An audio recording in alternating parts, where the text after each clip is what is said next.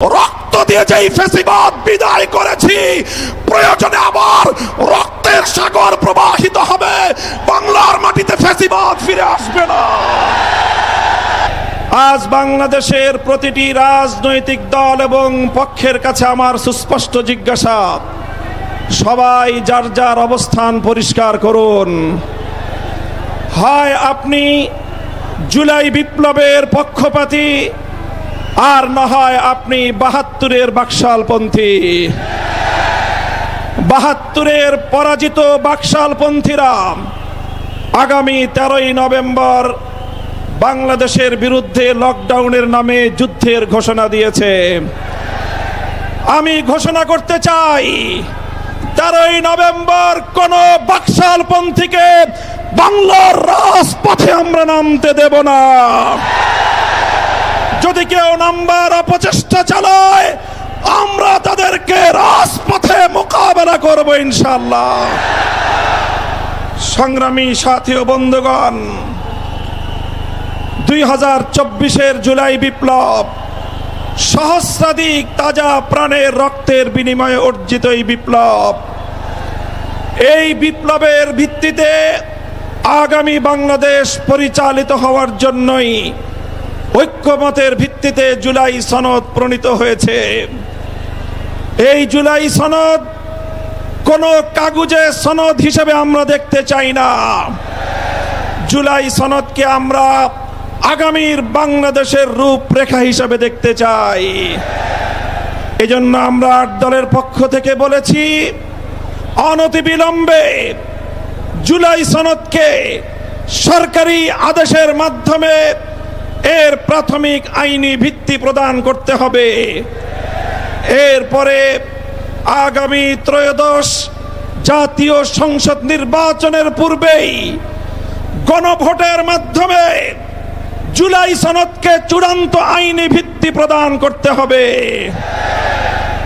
এর ব্যত্যয় হলে জুলাই বিপ্লব পন্থীরা বরদাস্ত করবে না, সেটা মানবে না।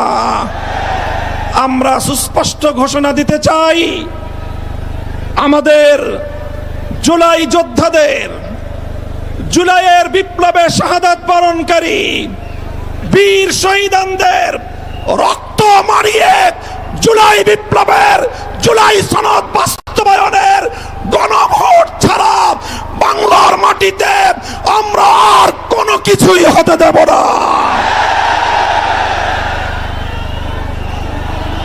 আমি জানি না জাতীয় নির্বাচনের আগে জুলাই সনদ বাস্তবায়নের লক্ষ্যে গণভোট হলে কার কি সমস্যা, সেটা আমাদের বুঝে আসে না।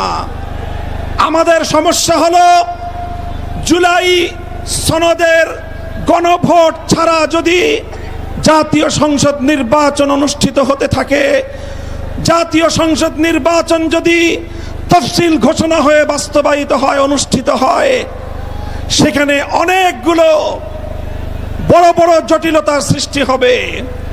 তার মধ্যে অন্যতম একটি হলো, দ্বিকক্ষ বিশিষ্ট জাতীয় সংসদের উচ্চ কক্ষ কিভাবে গঠিত হবে, কিভাবে রাজনৈতিক দলগুলো তাদের নির্বাচনী ম্যানিফেস্টো তৈরি করবে, জাতির সামনে তারা তাদের উচ্চ কক্ষের 100 সদস্যের তালিকা কিভাবে প্রকাশ করবে, এই সকল বিষয়ের কোনো সদুত্তর তাদের কাছে নাই। যারা জুলাই সনদের গণভোট জাতীয় সংসদ নির্বাচনের আগে অনুষ্ঠানের ক্ষেত্রে বিরোধিতা করছেন, আমরা তাদের সমস্যার কথা জানতে চাই। কোনো যুক্তি নাই, কোনো যুক্তি নাই। তারা জুলাই সনদের বাস্তবায়নকে ঠেকিয়ে দিয়ে বাংলাদেশে আবার ফ্যাসিবাদ কায়েম করবার ষড়যন্ত্র করছে। পরিষ্কার ঘোষণা করি, রক্ত দিয়ে যেই ফ্যাসিবাদ বিদায় করেছি, প্রয়োজনে আবার রক্তের সাগর প্রবাহিত হবে, বাংলার মাটিতে ফ্যাসিবাদ ফিরে আসবে না।